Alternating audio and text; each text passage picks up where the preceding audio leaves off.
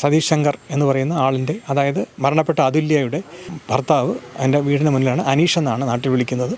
അപ്പോൾ അദ്ദേഹം ഇവിടെ വരുമ്പോൾ വളരെ ഡീസൻ്റ് ആണെന്നാണ് പറയുന്നത്.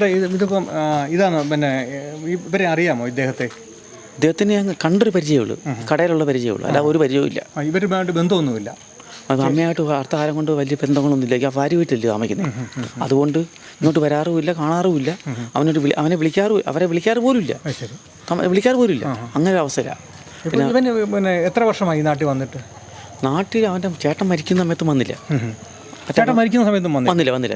ഞാൻ അവന് വീഡിയോ കാണിച്ചു കൊടുക്കുന്നത് മൊത്തം, ഈ ചടങ്ങ് മൊത്തം കാണിച്ചു കൊടുക്കുന്നത് ഞാനാണ് കാണിച്ചു കൊടുക്കുന്നത്, അടുത്ത കടയിലുള്ള ഞാൻ. വന്നിട്ട് അവൻ വന്നില്ല. പിന്നെ ഇവിടെ വന്ന് അവൻ്റെ വീട് വാടകയ്ക്ക് കൊടുത്ത് ഡെപ്പോസിറ്റും കൊടുത്ത് അവൻ പോയി. പിന്നെ അവൻ അനിയത്തിയുടെ കല്യാണത്തിനാണ് വന്നത്, അല്ലാതെ വന്നിട്ടുമില്ല. ശരിയായിട്ട് സൈക്കോ ആണോ ഇവൻ? അവൻ സൈക്കോ ആയിട്ട് നിങ്ങൾക്ക് ഒരിക്കലും പറയാൻ പറ്റത്തില്ല. കാര്യം അവൻ അത്ര മോശപ്പെട്ട ഒരു അവസ്ഥയുള്ള അവനല്ല. നമ്മൾ ഇല്ലാത്ത പറയാൻ പാടില്ലല്ലോ. അങ്ങനെയുള്ള അവസ്ഥ മദ്യപിക്കുമായിരുന്നു നേരത്തെ. അങ്ങനെ മദ്യവെച്ച് ഇവിടെ നിങ്ങൾ വിഷയം ഉണ്ടാക്കിയോ ആരുമായിട്ട് വിഷയം ഉണ്ടാക്കുന്ന ഒരാളല്ല. നമ്മളെയൊക്കെ വലിയ സ്നേഹത്തോടെ കാണുന്നതാണ്. പിന്നെ ഇവിടുന്ന് പോയി അവൻ്റെ ഭാര്യ വീട്ടിലെ താമസവും കാര്യങ്ങളും അല്ല. പിന്നെ അവിടെ ഉള്ള അവസ്ഥ അവർക്കെല്ലാം അറിയാം, നമുക്കറിയാൻ പറ്റത്തില്ല. കാര്യം അമ്മയെന്ന് വെച്ചാൽ മാനസികമായിട്ട് തകർന്നിരിക്കുക. ഞാൻ എന്നും വരുന്നില്ലയോ, എൻ്റെ കൂടെ നിൽക്കുന്നില്ലയോ. ഞാൻ എപ്പോഴും എന്താവശ്യത്തിന് അവരുടെ കൂടെ നിൽക്കുന്നതാണ്. അത്ര മൂത്ത മോനും മരിച്ച്, പിന്നെ ഇളയ മോദിയുടെ അവസ്ഥ വരുമ്പോൾ അവരുടെ അവസ്ഥ നമ്മൾ മനസ്സിലാക്കണം. അത്രത്തര ഒരു സ്നേഹമുള്ള തള്ളയാണ്. നമുക്കും അമ്മയും പെങ്ങളൊക്കെ ഉള്ളതില്ലയോ. അവർക്കൊരു മോശം വരുമ്പോൾ നമ്മൾ അവരുടെ കൂടെ നിന്നില്ലേ, മോശമില്ലയോ. ഞാൻ ഇവിടെ നിൽക്കത്തേ ഉള്ളൂ, അങ്ങോട്ട് പോലും കയറുന്നില്ല. അവരെ മൂത്ത് നോക്കാൻ നമുക്ക് പറ്റുന്നില്ല. അത്ര അവസ്ഥ മോശം. അവൻ മരിക്കുമ്പോൾ വെച്ചാൽ അവൻ എൻ്റെ ഒരു കൂടപ്പുറപ്പിനെ പോലെ നിന്നാ. ഒരു പെട്ടെന്നൊരു ആപത്ത് വന്ന് അവൻ മരിച്ച്. ഇപ്പോഴും ഉൾക്കൊള്ളാൻ പറ്റത്തില്ല. അത്ര നല്ലൊരു ചെറുക്കനായിരുന്നു ജോലി. അവൻ ഇവരെല്ലാം ഗൾഫിലായിരുന്നു. നാട്ടുകാർക്ക് ഒരു ബുദ്ധിമുട്ടും ഇല്ലാത്ത നല്ലൊരു ചെറുക്കനായിരുന്നു. ഇവർ എഞ്ചിനീയർ ആയിരുന്നോ? ഇവർ രണ്ടും എഞ്ചിനീയർമാരാണ്. ശാസ്താംകോട്ട കോളേജിലാണ് പഠിച്ചത്. അതിനിളയ ഒരു പയ്യനുണ്ട്. എഞ്ചിനീയറിംഗ് ശാസ്താംകോട്ട എഞ്ചിനീയറിംഗ് കോളേജ് ഇല്ലല്ലോ? ഉണ്ടോ? ശാസ്താംകോട്ടയല്ലേ എവിടെ പഠിച്ചതെന്ന് വ്യക്തമായിട്ട് എനിക്കറിയാം. ഞാൻ ഇവിടെ കട വാടകയ്ക്കൊന്നും ഇവിടെ ഇവിടെ ഉള്ളതല്ല. ഈ കട വാടക എടുത്ത് ഞാൻ അവിടെ കട നടത്തുന്നുള്ള ഒരു ഇതേ ഉള്ളൂ. അന്നുള്ളൊരു ബന്ധമേ ഉള്ളൂ. പക്ഷേ ഒരു കൂടപ്പുറപ്പിനുമായിട്ട് ഞങ്ങൾ ജീവിച്ചു പോകാം. പക്ഷേ ഇവനുമായിട്ട് നമ്മൾ അത്ര വലിയൊരു ബന്ധമില്ല, ഒരു ബന്ധമില്ലാത്തൊരു മനുഷ്യനാണ്. പക്ഷേ എങ്കിൽ നമുക്ക് നാട്ടുകാർക്കൊന്നും വലിയ ബുദ്ധിമുട്ടും ഉണ്ടാക്കിയ ഒരു പയ്യനല്ല. അവധിക്ക് വരുന്ന സമയത്തൊന്നും മദ്യപിച്ച് കണ്ടിട്ടില്ല? ഞാൻ കണ്ടിട്ടില്ല, അങ്ങനെയൊന്നും കണ്ടിട്ടില്ല, അങ്ങനെയൊന്നും ഇല്ല. പിന്നെ അത് അടുത്ത കാലം കഴിഞ്ഞപ്പോൾ അവർ ഭാര്യയുടെ വീട്ടിലായിട്ട് അവരുമായിട്ട് ബന്ധമാണ് വർഷങ്ങളുമായിട്ട്. പിന്നെ അവിടുത്തെ ബുദ്ധിമുട്ട് എന്താണെന്ന് നമ്മൾ അറിയുന്നില്ല, നമ്മൾ അറിഞ്ഞാലേ അറിയത്തുള്ളൂ. എന്നാൽ അവൻ്റെ ഈ വൈഫിൻ്റെ അച്ഛനും ഒക്കെ ഞങ്ങൾ വലിയ ബന്ധമാണ്. ഇവിടെ തേങ്ങ കൊണ്ട് വരുന്നൊക്കെ ആ പുള്ളിയാണ്. ഇപ്പോഴും ആ ബന്ധത്തിന് കുറവില്ല. പിന്നെ ഇല്ല, ഇടയ്ക്ക് എന്ത് സംഭവിച്ചു നമുക്കൊന്നും പറയാൻ പറ്റില്ല. അത് അവർക്കെല്ലാം അറിയാൻ പറ്റത്തുള്ളൂ. വർഷങ്ങൾ കൊണ്ട് അവരോട്ടല്ലേ, ഫാമിലിയായിട്ടല്ലേ താമസിക്കുന്നത്. ഈ അമ്മയൊന്നും കാണാനോ പിടിക്കാനോ ഒന്നും വന്നിട്ടില്ല. അമ്മയ്ക്ക് പൈസ അയച്ചു കൊടുക്കാറില്ല? ഒരു പൈസയും കൊടുക്കാറില്ല. അവരെ ഫോൺ ജോയിൻ ചെയ്തില്ല. ഇന്ന് രാവിലെ ചാനലക്കാരും അവർ പറഞ്ഞല്ലോ എന്നെ വിളിക്കാറ് പോലും ഇല്ലെന്ന്. എന്നിട്ട് അവർക്ക് വിഷമവും ഇല്ല, ദുഃഖവും ഇല്ല. അവരങ്ങനെ. എന്നിട്ട് പുള്ളി എന്ന് പറയുന്നത് എൻ്റെ അമ്മയോടൊക്കെ എന്താ നിങ്ങൾ ചോദിക്കാത്തത് എന്നെ പറ്റിയെന്ന്? അമ്മയെപ്പാട് ചോദിക്കുമ്പോൾ അമ്മ എന്താ പറയുന്നത്? എന്തായാലും സ്വന്തം മോശമെന്ന് ആരെങ്കിലും പറയൂ? നമുക്ക് പറയാൻ പറ്റുമോ? ഒരിക്കലും പറയാൻ പറ്റത്തില്ല.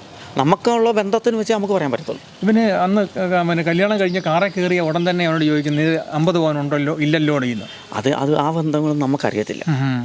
അന്ന് തൊട്ട് ഈ ശ്രീധരമായിട്ട് ബന്ധപ്പെട്ട് ഇവനിങ്ങനെ പൈസയ്ക്ക് കാരണം നല്ല ശമ്പളമുള്ള പയ്യനല്ലേ? അങ്ങനെ ആർത്തിക്കുള്ള ഒരു പയ്യനായിട്ട് നമ്മൾക്ക് കണ്ടാൻ പറ്റത്തില്ല, ഒരിക്കലും പറയാൻ പറ്റില്ല. എന്ന് പറഞ്ഞാൽ നമുക്ക് അവരെയും തള്ളി പറയാൻ എന്തറിയോ? എന്തായാലും ഒരു മോള് നഷ്ടപ്പെട്ട അമ്മയും അച്ഛൻ്റെ ദുഃഖം നമുക്കറിയാം. എൻ്റെ ഭാര്യയും ഇതുപോലെ വണ്ടി ആക്സിഡന്റ് മരണപ്പെട്ട ആ ദുഃഖം എനിക്കറിയാം. അപ്പം നമുക്ക് ദുഃഖത്തിന് നമുക്ക് ഒരിക്കലും ആരെയും കുറ്റപ്പെടുത്താൻ പറ്റത്തില്ല. അവർ നമ്മുടെ ഫാമിലി അല്ലെങ്കിലും അവരുമായിട്ട് നമ്മൾ വല്ല ബന്ധമുള്ള കൂട്ടത്തില്ല. എന്നും പറഞ്ഞാൽ അവരെ നമുക്ക് തള്ളി പറയാൻ പറ്റത്തില്ല. കാര്യം അവരെയും കൊണ്ട് നമുക്കൊരു ആദായമായിട്ട് നമ്മൾ സമ്പാദിച്ചിട്ടില്ല, അവരെയും കൊണ്ട് സമ്പാദിച്ചില്ല. എങ്കിൽ നമ്മൾ വെളിയിൽ നിന്ന് കാണുന്ന ഒരാൾ അത്രേ നമുക്ക് പറയാൻ പറ്റത്തുള്ളൂ. അത്രയും പറഞ്ഞു കഴിഞ്ഞാൽ അവനെ പറ്റി എനിക്ക് മോശമായിട്ട് പറയാൻ പറ്റില്ല. പിന്നെ കുറച്ച് കാലങ്ങൾ കൊണ്ട് അവർക്ക് എന്ത് സംഭവിച്ചെന്ന് നമുക്ക് അവർക്ക് അറിയാൻ പറ്റില്ല. അവിടെ താമസിക്കുന്നത്. അവൻ ഗൾഫിൽ നിന്ന് വരുമ്പോൾ അവിടെ പോകുന്നത്, ഇവിടെ അല്ല വരുന്നത്. അവൻ്റെ അമ്മയല്ല വന്ന് കാണുന്നത്. അവൻ്റെ ഫാമിലി വീട്ടിലാണ് പോകുന്നത്, ഭാര്യ വീട്ടിലാണ് പോകുന്നത്. എൻ്റെ വീട് ഇവിടെ പണിഞ്ഞ പുതിയ വീടാണോ? വാടക കൊടുത്തത്? ഇത് അവൻ്റെ ഏട്ടൻ അല്ല, അവൻ്റെ അച്ഛൻ്റെ പയ്യ. അത് അവന് കൊടുത്തതാ. അല്ലാതൊരു വീട് വേറെ വെച്ചായിരുന്നോ? ഇല്ല, വെച്ചിട്ടില്ല. അത് അവൻ വാടക കൊടുത്ത് അവൻ്റെ ഡിപ്പോസിറ്റൊക്കെ അവനെ വാങ്ങിച്ചിട്ട് പോലും അതിൻ്റെ വാടക വാങ്ങിക്കുന്നതൊക്കെ അവൻ തന്നെ. ഇപ്പോഴും അവൻ്റെ ഭാര്യ വാങ്ങിച്ചിട്ട് പോകുന്നത്. ആ കൊച്ചുകൂടെ വരുമ്പോൾ എന്നോട് കാണുകയും കടയിൽ വരികയും മിണ്ടിയും പറയുകയൊക്കെ ചെയ്യും. അല്ല അത് എത്ര നാളായി? ഇപ്പോൾ ഒത്തിരി നാളായില്ലോ വന്നിട്ട്? ഇല്ലില്ല, അവനും വന്നിട്ട് എൻ്റെ കണക്കൂട്ട് പറയുകയാണെങ്കിൽ ഒരു 2-3 കൊല്ലത്തിന് മുമ്പ് വന്നാ വീട് വാടക കൊടുത്ത് 2-3 കൊല്ലത്തിനകത്തുള്ളൂ. അതാണ് അവൻ്റെ ഭാര്യയുടെ അനിയത്തിയുടെ കല്യാണത്തിന് വന്നേ. ശരി. എന്നിട്ട് ഈ വാടക വാങ്ങിച്ചുകൊണ്ട് വന്നത് അപ്പം ഏതായാലും ഒരു 3 കൊല്ലം മുമ്പല്ലേ വാങ്ങിച്ചു? വീട് വാടക കൊടുക്കുന്നത് 3-4 വർഷത്തിന് മുമ്പാ. അതെല്ലാം ബാങ്ക് വഴി ആയിരിക്കുമല്ലോ അക്കൗണ്ട് പൈസ അക്കൗണ്ട് കൊടുക്കുന്നത് കേട്ടോ. അവൻ്റെ കൂടെ പഠിച്ച് അവൻ്റെ കൂടെ ജോലി ചെയ്യുന്ന കുവൈറ്റ് ജോലി ചെയ്യുന്ന അവൻ ആദ്യം കൊടുത്തത് അത് അവൻ്റെ അങ്ങോട്ടാണ് കൊടുക്കുന്നത് പൈസ. അല്ല അമ്മയൊന്നും വാങ്ങിക്കാറില്ല, അമ്മയ്ക്ക് അതിനകത്ത് യാതൊരു ബന്ധവുമില്ല. ദോഷം പറയും. എന്നിട്ട് ഇപ്പോഴും അമ്മ ആളിനെ വിളിച്ച് അമ്മയെ അവിടെ എല്ലാം വൃത്തിയാക്കി കൊടുക്കുന്നത്. കഷ്ടം. ദോഷം ഇവിടെ താമസിച്ചുകൊണ്ട് അവിടെ എല്ലാം വൃത്തിയാക്കുന്നത്. എന്നിട്ട് അവരുടെ കയ്യിൽ നിന്ന് കാശ് കൊടുത്ത് അവർ വൃത്തിയാക്കി കൊടുക്കും. എന്താ മോൻ്റെ വകയില്ലയോ അതുകൊണ്ട്.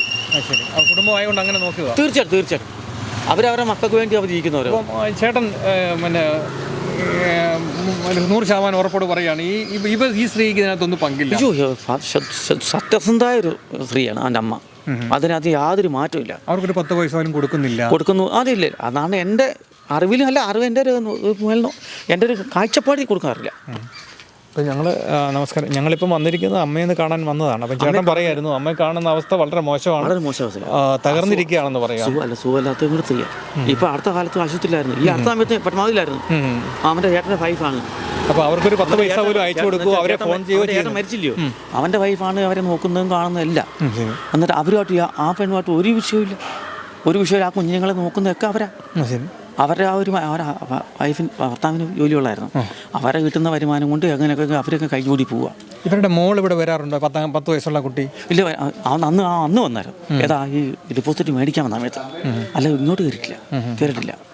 അത് തന്നെ അവർ തമ്മിൽ മൊത്തത്തിൽ എന്തൊക്കെയോ വിഷയങ്ങളുണ്ട്. എങ്കിലും ഇവരെ സംബന്ധിച്ചിടത്തോളം നല്ലൊരു സ്ത്രീയാണ്. അതിനകത്ത് യാതൊരു മാറ്റവും ഇല്ല. അപ്പം അവൻ മൂത്തം മരിച്ചവനും അവനും നല്ലൊരു ചെറുക്കനാണ്. അദ്ദേഹത്തിന് എന്തായിരുന്നു ജോലി? അവന് ഇവരെല്ലാം ഗൾഫിലാന്ന്. ഒരു 3 പേരും ഗൾഫില്ല. പെമ്മങ്ങളില്ലല്ലോ, ആമ്പിള്ളേരെ ഉള്ളു 3 പേരും.